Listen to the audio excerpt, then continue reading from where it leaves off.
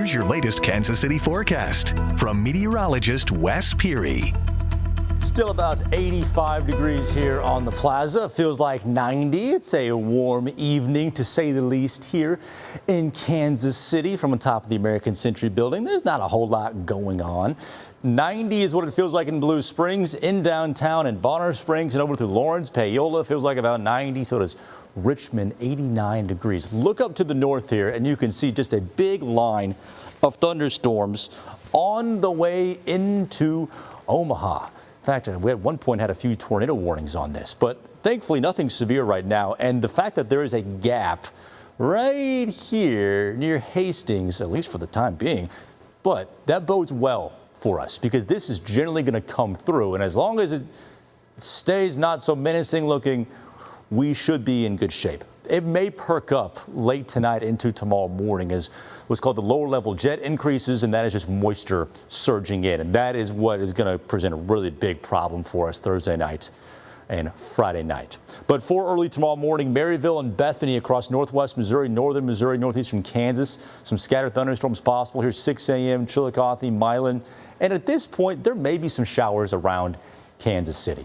I think the chance of thunderstorms low, but generally anywhere north of I-70 has a chance for some rain tomorrow morning. You get into the afternoon and we're trying to make our way into the middle to upper 80s. The clouds may stop us along with some passing light rain showers, but really it is the afternoon when things really start to pop off. This may start off isolated and then just turn into a nasty line of thunderstorms capable of doing damaging wind gusts and dropping a lot of rainfall very quickly. So really it's the afternoon in which it looks very soggy and just very energetic in terms of storms developing and possibly moving off at a rather quick clip. But that is beneficial in some ways of getting the storms out of here, dropping rain quickly, but then that gets out of there and more storms will follow on the backside. The short of the long is this is a good setup for a lot of rainfall tomorrow. Slight chance of rainfall tonight. It is going to rain tomorrow. Highs in the upper 80s. Not only can these storms probably cause some flash flooding, they may be able to do some damage in terms of wind gusts, no tornado threat, no hail threat. What I want to illustrate here is just how fast the rain may fall tomorrow. Here's 5 o'clock. Okay, and there's already a couple of thunderstorms developing according to this model. Take note of these numbers. Okay, about a ½ inch, a 1/10 of an inch. Okay, not much. Let's just go forward an hour or two. And we're already up to about 2 or 3 inches.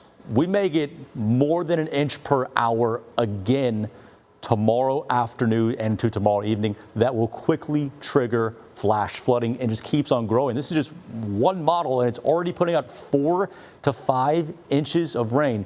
Maybe not in that exact location, but just from the first day of heavy rainfall. And that front will just stay off to the north of us, continuing to make rainfall from Thursday night to Friday night and into early on Saturday morning as well, and hopefully try to get a break from things as we get into Saturday afternoon. And Sunday, I think the heat just begins to show up overall.